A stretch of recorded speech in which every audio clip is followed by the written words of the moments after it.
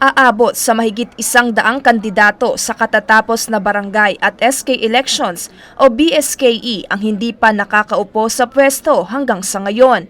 Ito ang kinumpirma ni COMELEC spokesperson Attorney John Rex Laudianco sa Bagong Pilipinas ngayon. Anya, ang pagkakatenga ng kanilang pag-upo sa pwesto ay dahil sa kinakaharap na disqualification case. Mahigit 400 po, Ma'am Nina, ang ating na-file na kaso. Pinagsama na po ito tungkol dun sa premature campaigning, early campaigning, illegal campaigning at vote buying. Lahat po ito ay mayroong petition for disqualification na na-file bago magkahalalan. Sa 400 po na yan, 101 po ang nanalo. At lahat naman po sila ay na-issuehan ng order for suspension of proclamation. Kaugnay nito, sinabi ni Laudianco na walang maapektuhan sa posisyon ng mga nanalong kandidato, alinsunod na rin sa naging desisyon ng Korte Suprema patungkol sa BSKE.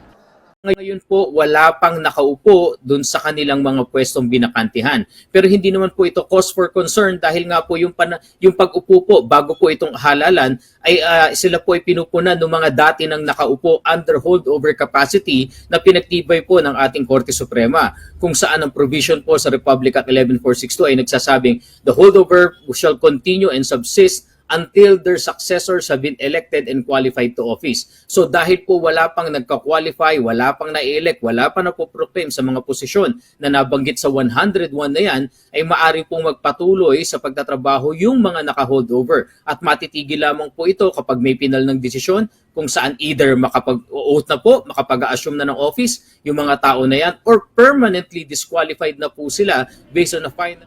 Sa kabilang banda, sinabi ni Attorney Laudianco, maliban sa disqualification case, posible ring maalis sa pwesto ang mga nanalong kandidato kung mapatutunayan na lumagpas ang mga ito sa itinakdang expenditure limitation ng batas. Kapag po may report na tanggap ang COMELEC, mga complaints patungkol sa overspending, kami po ay agad-agad magsasagawa ng investigasyon at pag napatunayan po namin lumabag kayo sa batas at lumampas kayo dito, magfa-file po kami ng isang election offense case for overspending at ito po ay may kriminal na kaso, maisasampa sa Regional Trial Court at may pagkakakulong na 1 hanggang 6 na taon at mayroong accessory penalties ng forfeiture ng right to suffrage at perpetual disqualification to hold a public office. Kaugnay nito, hinimok ng COMELEC ang mga nanalong barangay at SK officials na magsumite ng kanilang statements of contributions and expenditures o SOSE bago ang tinakdang deadline sa November 29. Para sa Diyos at sa Pilipinas kung mahal, Demi Hermoso, SMNI News.